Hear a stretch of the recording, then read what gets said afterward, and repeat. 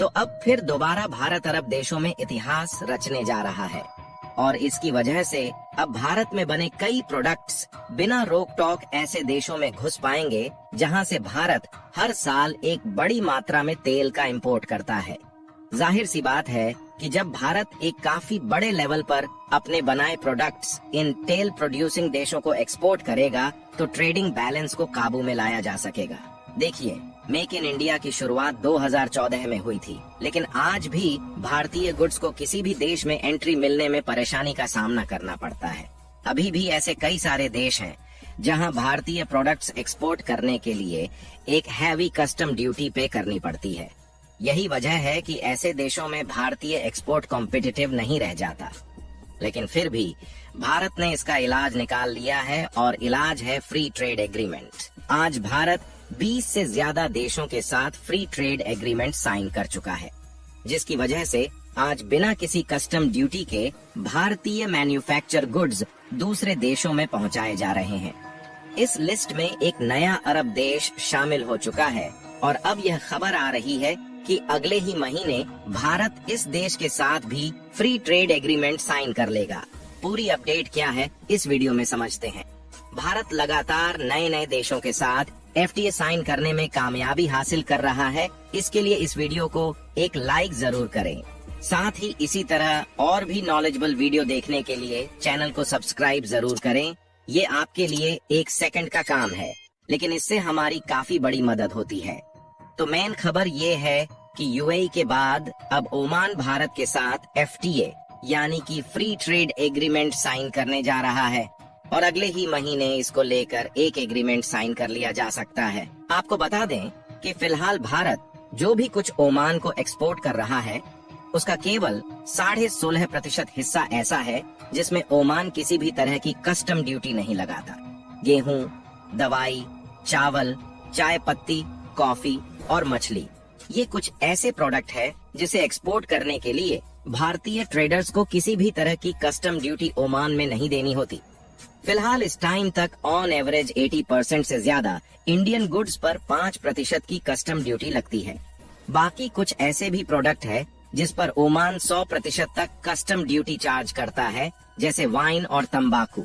अगले महीने जब ये FTA एग्रीमेंट साइन कर लिया जाएगा तब भारत बिना रोक टोक ओमान को इलेक्ट्रॉनिक से लेकर textile, leather, footwear, automobile parts और मशीनरी एक्सपोर्ट कर सकेगा।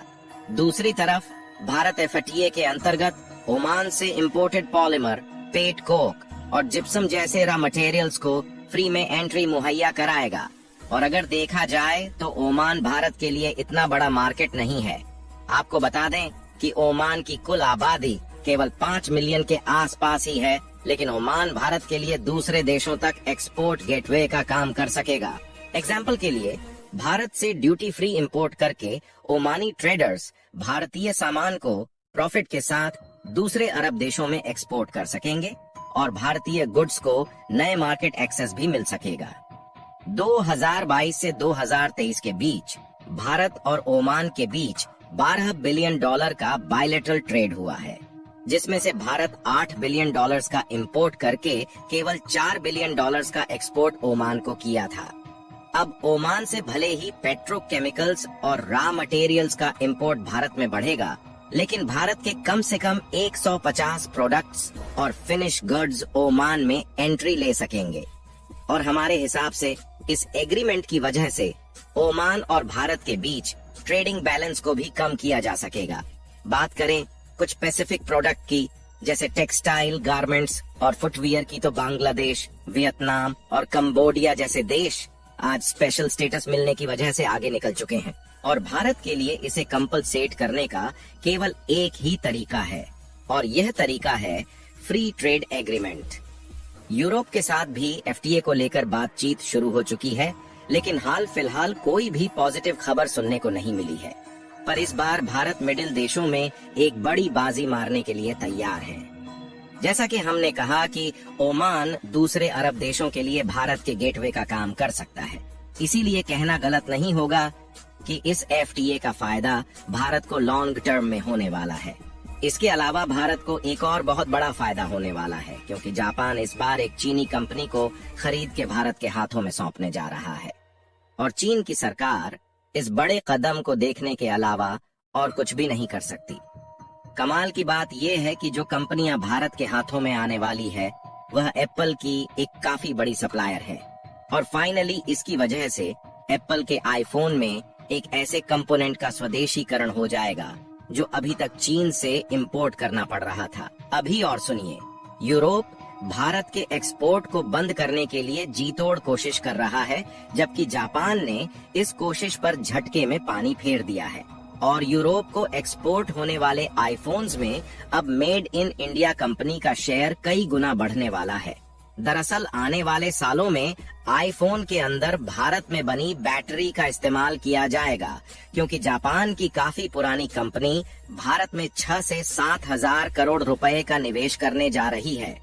और इस निवेश के अंतर्गत हरियाणा के मानेसर में आईफोन की बैटरी का प्रोडक्शन होगा। जापान बेस्ड कंपनी डीडी के इस निवेश को करने जा रही है और इस प्लांट में एक्सक्लूसिवली एप्पल के प्रोडक्ट्स के लिए बैटरी का प्रोडक्शन किया जाएगा। और शुरुआत में एप्पल के हैंडसेट की बैटरी यहाँ पर मैन्युफैक्चर की जाएंगी, लेकिन बाद में एप्पल लैपटॉप, स्मार्ट वॉच और आईपैड जैसे प्रोडक्ट के लिए भी इस प्लांट में प्रोडक्शन किया जाएगा। अब कमाल की बात सुनिए, जिस जापानी कंपनी की बात हम आपसे यहाँ पर कर रहे हैं, उस कंपनी ने 2005 में चाइनीज कंपनी के एक्विजिशन के बाद ही बैटरीज के प्रोडक्शन में कदम रखा था। इस चीनी कंपनी का नाम एंट्रिक्स टेक्नोलॉजी लिमिटेड है, जो चीन की काफी पुरानी एनर्जी स्टोरेज डिवाइस मैन्युफैक्चरर थी।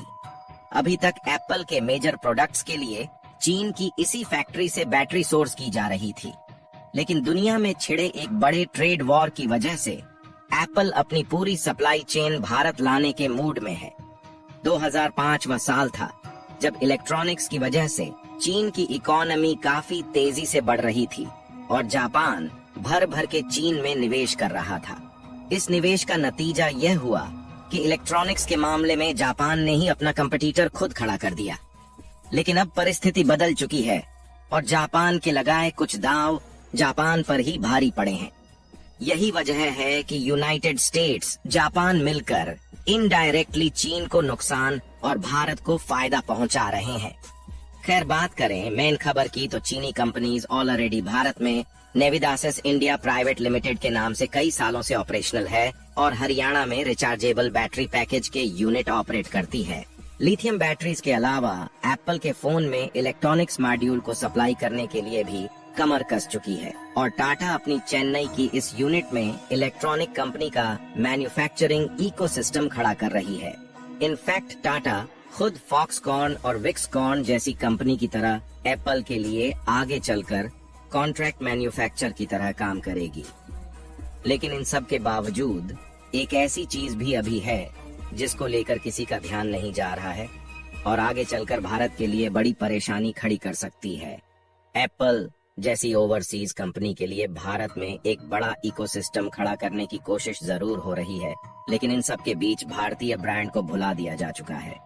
बाकी अगर आप अभी भी इस वीडियो को देख रहे हैं तो इस वीडियो को एक लाइक जरूर करें और कमेंट में अपनी राय जरूर बताएं कि क्या इसके बावजूद भी भारतीय ब्रांड एप्पल से ज्यादा आगे बढ़ पाएंगे या नहीं।